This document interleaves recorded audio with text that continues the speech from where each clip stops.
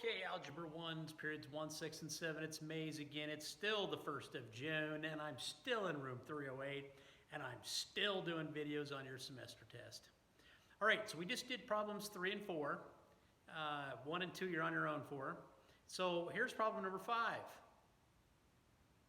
Okay, now once again, we have something going up from some height and coming down, all right?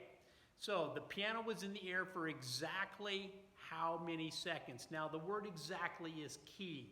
If you give me some funky decimal answer, you will get partial credit, but I'm looking for the exact answer because I want you to be able to work the square roots. So I want the exact. Well, how do you find it exact? Let's go through that. Okay, so here's a very simple equation. The height of the piano after some time t, h sub t, is equal to negative 16t squared plus 48t plus 32. Now, where did I get the 48 and the 32? Because the initial velocity, it was thrown up at 48 feet per second, and the initial height was 32 feet. That 48t, that's your v sub naught t, and 32 is your s sub naught. Initial velocity, initial height. Okay? So here's the question.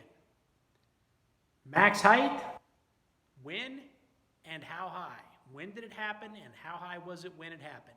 Well, I need to find the vertex. Okay? Now, problem 3, you had to find the vertexes. You're going to do exactly the same thing here. You're going to find the vertex of this parabola. Okay? Remember, x is equal to negative b over 2a. You identify your a, negative 16. Your b, 48. Opposite of 48 times negative 16, 2. Negative 32, neg, pause, reduce. X is equal to 3/2.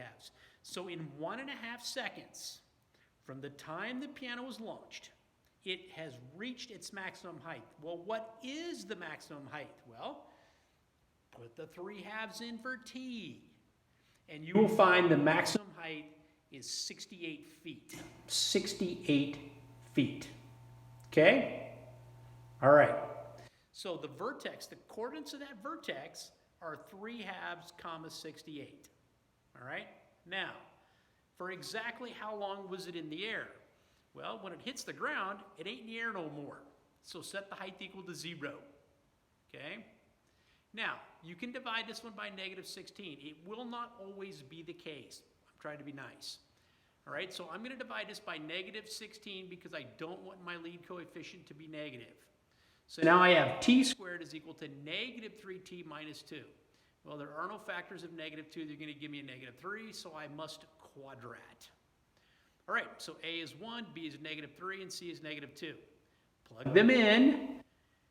3 plus or minus negative 3 squared minus 4 times 1 times negative 2. And you get 9 plus 8. So it's 3 plus or minus the square root of 17 divided by 2. Notice that I dropped the minus sign, all right? Because I know the square root of 17 is 4-ish. Okay, and obviously 3 minus 4 is negative, so that'll never work. All right, so 3 plus a little more than 4 divided by 2. So it's in the air for about 3.5 seconds. But that's an exact solution. That's the form of the answer that I'm looking for on that problem. I want an exact solution. So if you give me something in decimal, you'll get partial credit, but you give me it in exact, I'll be really happy. All right, problem number 7, okay? The area of the desk is in square inches. You're buying bunting by the foot. Unit conversion. Don't forget to do unit conversions. Okay? You will get the inch dimensions of the desk. Okay? You can add up all the inches and then figure out how many feet are in all them inches. Okay? And then buy the bunting. Number 8, the volume of the fish tank. And this is a tiny little fish tank, by the way. It is micro fish tank. Okay? It's only 8 miles high. All right, volume.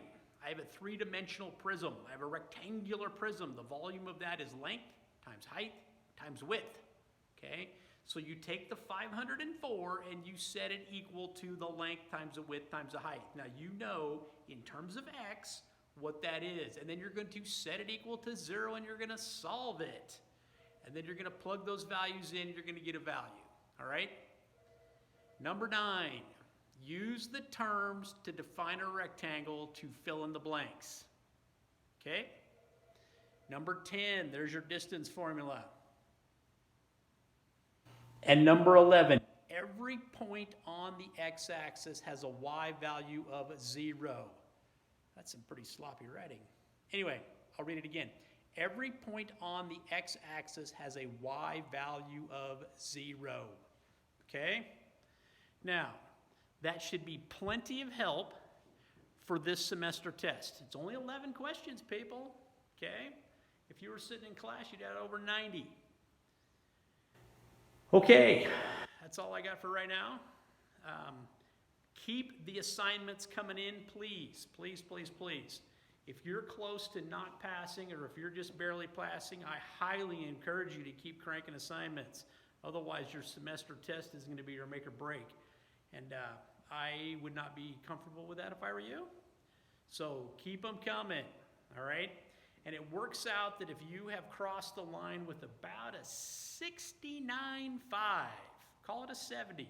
If you've got a 70, pretty tough to fail, all right? But still, don't let that stop you from turning stuff in. Better safe than sorry. Have a little padding. All right, keep the questions coming in. Get those assignments rolling in. Please don't let the zero stop you. If they're in there, I'll take them. But semester test grading will take priority, all right? Just be mindful of that. All right, that's what I got for you. That's your semester test, folks. May's out.